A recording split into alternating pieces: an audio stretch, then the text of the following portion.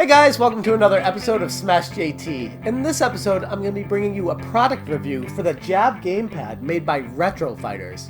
Now, you might have heard of Retro Fighters recently because they started a very successful Kickstarter campaign for a new N64 controller. But this is actually for the original NES and the PC, and was gracefully sent to me by Castlemania Games Ryan. So thank you so much, Ryan, for sending this to me for a product review.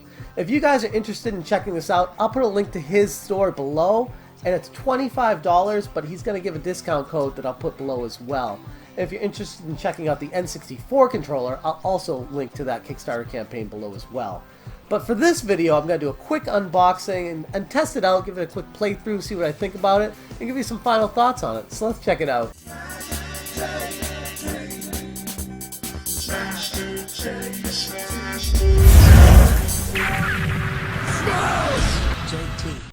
Alright, so as you can see from the front of the box here, it comes with a pretty damn cool keychain as well. Dual analog sticks, an ergonomic controller, and it works, like I said, on the NES and the PC. Let's open this bad boy up and see what's inside. So we got the keychain here. It's one of those rubbery ones. Feels really high quality though. I like that a lot. I didn't even know that came with it. That's pretty badass. Retro Fighters on the back. It's got a little fighting guy. I like that. That will be going on my keychain. And here is the controller with the plugs. It's got the, like I said, it works on the original NES, and it's got a USB prong on it. And the splitter there. That is awesome. Buttons on top, A and B buttons on the top in case you like those. A turbo button, clear button. Jeez, this thing is intense. It feels incredible. I'm really liking this just by holding it right now. It makes me wonder why Nintendo made a rectangle in the past on their original controllers back in the day. And we got a Jab gamepad, quick start instruction manual. Let's see what this got inside here. Compatibility, controls, analog sticks, triggers, shoulder buttons, ergonomic button design, turbo, and clear. This is awesome. I am extremely excited to try this thing out. So let's get to it. Alright, so I'm bringing you guys to my retro game room. It's the first time I think I've ever shown this on my channel. Maybe someday I'll do a game room tour. But anyways, here is the plugs for the controller. And plugging it right into the NES. Three of the games I'm going to be testing with this today are going to be Double Dragon, Gradius, and Mega Man 2. Three pretty decent games. We got a shooter, a fighter, and a platformer. So I figured those would be a good test to see how this holds up. Alright, let's give Double Dragon a try first here. It's been so long since I played this. Oh man, remember this opening? It's like the best opening to a game ever. Perfect length of time too. Anything longer than that in a fighter game, too long of an intro. But anyways, about this controller. It feels perfect with the analog stick. Feels very natural. Love the weapons in this game they give you. You get the whip, and then they take it out of your hand right after you get it. I hope you enjoyed that. I am not going to take this to the face. Ah, I guess I am.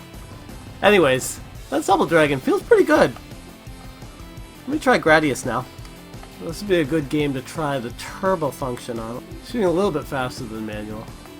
Problem is it shoots them all at once, so it delays how often you can shoot. Let me try to take off the turbo function.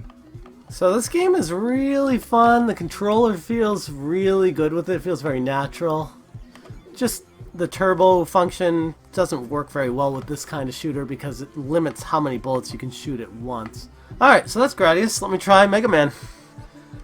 Alright, Mega Man 2. This is one of my favorite NES games ever made if you saw my top 10 NES games. And I think it's funny there's a difficult mode because this is hard enough on normal. Let's see. I'm really loving how this controller feels though. It's great. Woodman. And now we try Turbo. So it does a little bit of a Gradius thing where it lets you shoot them all at once and then you can't shoot again until they're all off the screen. Kind of preventing the whole turbo function from being all that functional. But at least in this game it's good because some enemies take more than one hit, so it's good for them.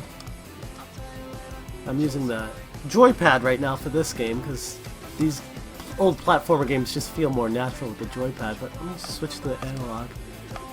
Seamless switch, they both work immediately. You don't have to program it or do anything like that. Yeah, I am loving this controller.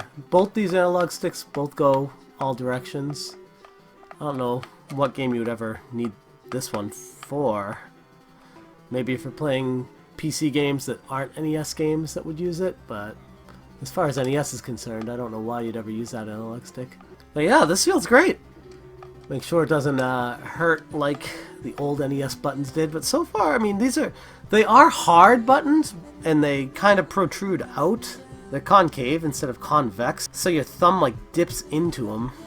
So it's better for gripping, but if you're going to be doing a lot of back and forth on the buttons, I feel it could hurt after a while, because they are very solid buttons. They're not cushiony. They do the opposite of what the Xbox controllers do. But that should be enough with the NES. Let me head over to my PC. Just did a really brief initial setup for the control scheme on the emulator that I'm using. And the first game I'm going to try out is Contra here.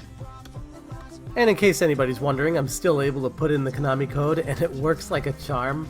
As far as the turbo function is concerned for Contra, it works similar to the games that I was playing on the NES, where if you press it and shoot your bullets, you shoot them all at once and have to wait for them to go off screen before you can fire again, so it's more of a hindrance than a help in this situation. But regardless, the controller still feels incredible and everything works perfectly fine on it. There's no input lag whatsoever from what I can tell. Let me move on to the next game, Stinger. This is a shoot 'em up that's a really fun game if you haven't tried it, and I just wanted to see how this would work with the turbo function and the controls as well. And the same situation's happening where you can only have a certain amount of bullets on the screen at one time, which is fine. I mean, I kind of expected that to be the case, but I do wish there was a way to control the speed of the turbo like the NES Advantage joystick has, where you can turn it up or down and go how fast you want it to go. Regardless, back to the actual controller, I love how it feels. The emulator works great with this because you can map the buttons to whatever buttons you want them to be. You can make the turbo buttons just be on top, or you can make the A and B buttons flip-flop. You can do whatever you want on the emulator with this controller. Let me move on to the next game, Russian Attack. It's a really fun platformer, I guess you'd call it. I mean, it's more of an action game, but platformer is the best I can think of. Very challenging controls on this one, so I wanted to see how this controller worked with the actual buttons mapped onto it. In order to jump in this, you have to press up while you're going across, so it's kind of like Street Fighter. You can't press a button to jump, you have to press up to jump. So I'm giving it a shot here, and everything controls exactly how you'd expect it to be. There's really no huge complaints I have about this controller that I can think of off the top of my head right now. It does everything that you want it to do, and all the mistakes I'm making here are user error. It's not the controller, it's just me. I suck at playing these games. I'm going to go ahead and turn the camera off here and just keep playing for a little while without showing you all the recorded footage. I want to see how this controller feels on my thumbs playing it for a prolonged period of time, and I'll catch you back on the other side, let you know my final thoughts on this controller. 2 hours later. Alright, so I'm back from testing that, and it was awesome. It worked really, really well. A few things that I want to do though is compare it to NES controllers that were around back in the day to see if it's actually better than them. First one obviously we want to take a look at is the original rectangular controller. Obviously it's a lot better because it's more ergonomic than this, and the cord length is about 6 feet on this, and it's 6 feet on the Retro Fighters Jab gamepad. So cord length is the same, but this is just, I don't know. I'm used to this. It gives me that nostalgic feeling that you're not going to get with anything else. The next one I want to look at is the official NES Dogbone controller. This was actually one that was packaged with the top loader, and while this one is a lot more ergonomic than the original rectangle, and I actually prefer this to the rectangle one, I still enjoy the Retro Fighters one better than this one because it has more options. Like if you want to play a shooter game, you can shoot the buttons on the top, and you can go left and right with the analog stick. And another one that I want to compare it to is the Nes Max Controller, which I have somewhere in my house, but I can't find it right now, so I'll just put a picture of it there. And compared to the NES Max, which also has turbo buttons, the Retro Fighters just, it feels more comfortable. The NES Max was very cluttered, everything was tight on a very tiny controller, and I didn't like the joypad. It was like a little circle thing that went around. I didn't like that nearly as much as having an actual analog stick, so this one definitely beats that as well. And finally, the last one I want to compare it to is the NES Advantage. Everyone knows the arcade fighting stick from the NES days. This thing's a true classic, and it works great with a lot of the arcade-based NES games. I like how it has the turbo function and how fast you want the turbo to go. That's one thing I wish the Retro Fighters gamepad had, was just like a way to program the turbo to go slower or faster, because as you saw, I kept running into an issue where you'd press the turbo, it would go so fast that it wouldn't be able to register until the bullets went off the screen again.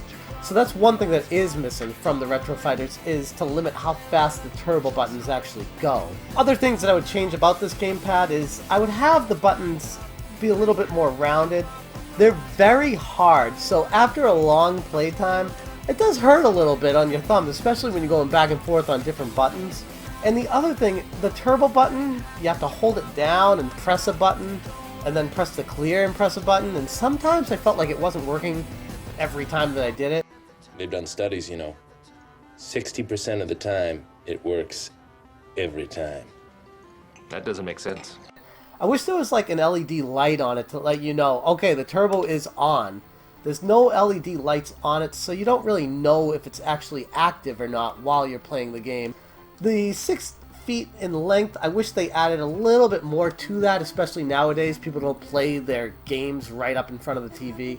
I do have the extension cord for it, and it works with the old NES controllers. I tried it on this, and it works with this as well, so not the biggest deal, because you can always buy an extension cord for it, but it's one of those things. I wish it was like 8 to 10 feet. There are slight things that could have changed, but overall, it's easily the most comfortable controller on the NES. And for the majority of games that I'd be playing on the NES, this would be my choice controller. With a few exceptions on the arcade versions of NES games, I'd go with the NES Advantage.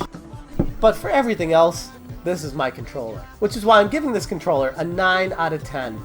It's a great controller and an incredible value. $25 is really nothing when you want to play a classic NES game on the old NES. Only a few slight drawbacks to it, but again, I wouldn't let those deter you from purchasing this. I actually really enjoyed my time with this, and I think once you hold one of these in your hand, you'll know exactly what I'm talking about.